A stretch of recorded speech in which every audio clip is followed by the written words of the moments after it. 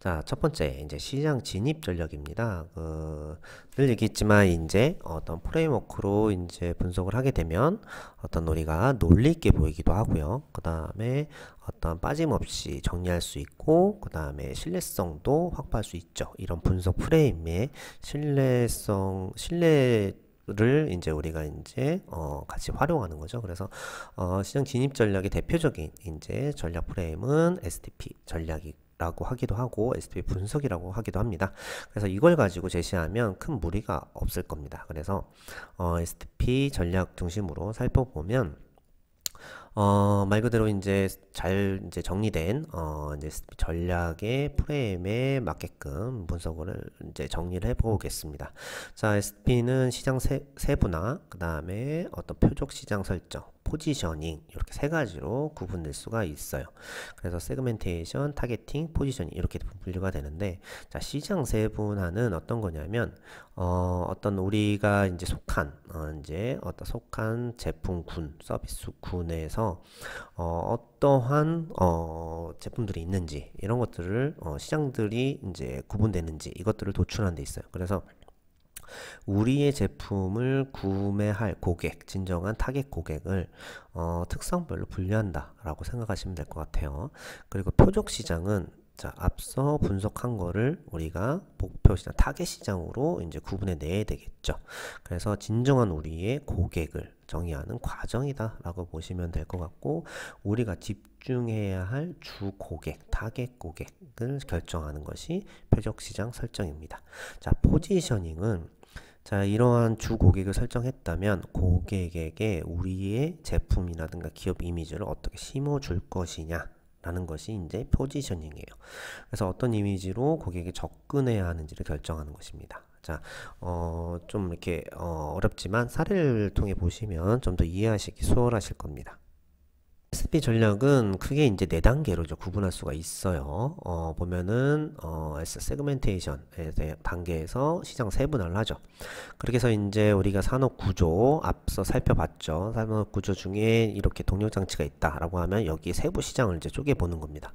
그러면 이렇게 쪼갰으면 이 세부 시장을 가지고 우리가 이제 시장 매력도 분석을 합니다. 그래서 시장에서 시장 쪽으로 정말 어디가 괜찮은지를 분석을 하는 거죠. 그렇게 돼야만 우리가 정말 주 타겟인 표적 시장을 도출할 수가 있어요. 그래서 여기에서 이렇게 동력 장치 모듈이라는 것을 표적 시장으로 뒀고, 그 다음에 여기를 이렇게 정했다면 그 각각에 대해서 이 안에 또 이제 고객으로 이제 분류를 하게 되겠죠. 그래서 고객별로 어떠한 특성을 가지고 있는지를 정리를 할 수 있습니다. 그러면 이렇게 분류된 걸 가지고 시장 포지셔닝을 이렇게 분석을 합니다. 그래서 포지셔닝 이렇게 분석하게 되면 우리의 주 타겟이 이제 만들어지게 되죠. 그래서 이렇게 하는 것이 이제 STP 전략이고요. 한번 각각 사례를 가지고 살펴보면요. 첫 번째 이제 그 중에서 시장 세그멘테이션. 자, 여기에서는 가장 중요한 것이 일단은 우리가 속한 산업 구조도 이제 이렇게 나열할 수가 있고요. 필요에 따라서는 이렇게 요쪽 우리가 진짜 그 시장 종류만 나열하기도 합니다. 그래서 시장 종류를 나열을 하고 그 각각의 시장들을 이렇게 특성들을 간략하게 정리를 하는 거죠. 그래서 뭐 이렇게 어렵게 정리할 필요는 없고 이런 형태로 그냥 간단하게 도형과 표로 그냥 간단하게 정리해 주면 됩니다. 왜냐하면 앞서 우리가 분석을 많이 했던 것을 여기는 분석 프레임에 맞게끔 종합 해석을 하는 단계이기 때문에 미리 이제 어떤 이러한 어떤 근거 자료들은 다 이미 확보된 상태예요. 그렇기 때문에 이렇게 정리를 해주시면 되고요. 두 번째로 이제 정리가 됐다면 정말 이제 우리가 타겟팅을 하기 위해서 이렇게 분석을 해 나가야겠죠. 이제 복수의 이제 시장들을 가지고 분석을 해 나가야겠죠. 자, 각각별로 한 네 가지 정도의 시장이 있다면 여기에 시장 특성, 수요, 그 다음에 성장성, 그 다음에 경쟁력, 자사 적합성 등을 이렇게 시장 매력적 측면에서 이건 사례는 분석을 했던 거고, 그래서 이렇게 또 나름 또 문차트를 통해서 이제 평가도 해야 되겠죠. 그래서 최종적으로 우리의 타겟 시장을 이렇게 하나를 정하게끔 되는 거죠. 그래서 이렇게 중간에 평가하는 것이 중간에 하나에 숨어져 있다라고 보시면 될 것 같습니다.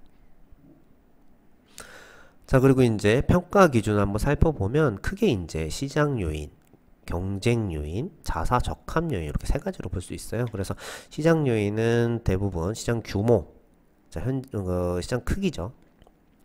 그리고 미래에 얼마나 커질 건지 성장성, 그 다음에 아무리 시장이 좋다고 하더라도 우리 회사 입장에서 수익률이 높아야 되겠죠. 그래서 수익성 이렇게 볼 수 있고요. 경쟁은 현재의 경쟁 상황, 자, 미래의 경쟁 상황 이렇게 볼 수 있죠. 자, 이거는 앞서 우리가 가설을 검증하면서 많이 분석했던 자료들이 있을 겁니다. 그걸 가지고 우리의 필요한 요인들을 이렇게 뽑아내면 되는 거고요. 자사의 적합성, 자, 우리의 기업 목표에 부합하는지, 우리 자원, 우리 내부 환경 분석했죠. 그래서 자원과 이제 자원을 통해서 충분히 할 수 있는지 이렇게 평가하면 되겠어요. 그래서 이거는 하나의 사례로 말씀을 드렸던 거고, 이거 말고 어떤 뭐 더 추가적인 부분, 그다음에 변경 충분히 가능합니다. 그렇게 되면 이제 우리가 이제 선정을 했죠, 앞서. 그래서 시장 매우를 가지고 선정을 했으면, 자, 여기에서 이제 표적 시장을 여기에 선정을 했어요. 그러면은 이 안에 정말 이제 고객들에 대해서 이제 분석을 해 나가는 겁니다. 그래서 이렇게 분석을 해 나가는 거죠. 이것도 앞서 우리가 그 고객 분석을 했기 때문에 충분히 이제 정리할 수 있으실 거예요. 그렇게 해서 이렇게 정리하는 장표가 하나 필요하고, 그 다음에 이제 포지셔닝을 해야 하는데, 포지셔닝은 우리가 이제 타겟 고객들에게 이제 우리의 제품, 서비스, 기업에 인식되는 이미지라고 말씀을 드렸죠. 그래서 포지셔닝을 구분하는 방법은 한 4가지 정도 구분될 수가 있어요. 제품 속성으로 포지셔닝을 하기도 하고요. 속성으로 따지면 뭐 예를 들어 저렴한 가격, 그 다음에 안전성이 높은 제품, 또 가벼운 제품, 이렇게 우리가 포지셔닝을 할 수가 있고, 그 다음에 이미지, 뭐 착한 기업, 착한 제품, 뭐 착한 식당 이렇게 될 수 있겠죠. 이렇게 착한을 이제 강조해서 우리의 제품을 포지셔닝 할 수 있고요. 그다음에 사용 상황에 따라서, 자, 예를 들어서 갈증 해소를 위한 음료라든가, 자, 위급시거는 전화번호라든가 이렇게 고객의 특정한 상황에서 찾는 제품이다 라는 것을 얘기할 수 있죠. 그 다음에 사용자별로 또 구분할 수 있습니다. 그래서 아이들이 먹는 치즈, 자, 아이, 유아로 이제 한정돼 있죠. 그 다음에 청소년이 쓰는 립스틱, 이렇게 해서 제품의 사용자 중심으로 표시할 수가 있어요.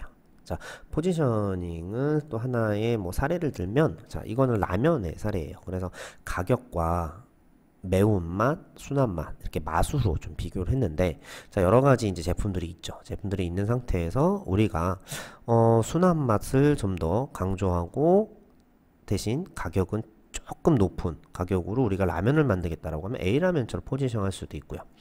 완전히 또 신라면처럼 매운맛을 강조하면서 우린 저렴하게 제품을 만들겠다라고 해서 B라면으로 포지션할 수가 있죠. 그래서 기본적으로 포지셔닝을 할 때는 이렇게 경쟁 제품들을 이렇게 나열을 하고, 그 중에서 우리가 속한 부분을 이제 포지션을 하게 되면 우리가 경쟁 제품하고 차별화 포인트를 이렇게 충분히 각인시킬 수 있습니다. 그래서 이렇게 매트릭스 기법을 많이 활용하기도 하죠.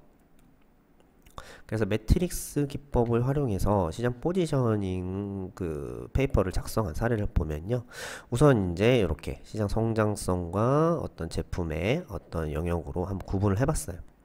그래서 우리가 처음에 시장 성장성이 작은, 그 다음에 이런 형태로 포지셔닝을 했다가 점점 이렇게 확대해보자 라고 확대 전략을 추진할 수도 있겠죠. 그래서 하나의 이제 매트릭스에서 이렇게 확대되는 형태의 포지셔닝으로 구분한 사례를 한번 가져와 봤고요. 그래서 이제 화살표로 이렇게, 이 화살표 하나만으로도 방향성을 여러분이 이해할 수 있겠죠. 그래서 이렇게 화살표로 이렇게 했고, 그 다음에 요것으로는 충분히 이해 전달을 할 수 없기 때문에 여기서 계략적인 스케치를 확인했다면, 자, 오른쪽에 세부적으로 어떻게 할 것인지 라는 것을 이렇게 제시했죠. 그래서 한 페이지로 이렇게 포지셔닝 한 것을 정리하는 사례 를 여러분들에게 한번 보여드려 봤습니다.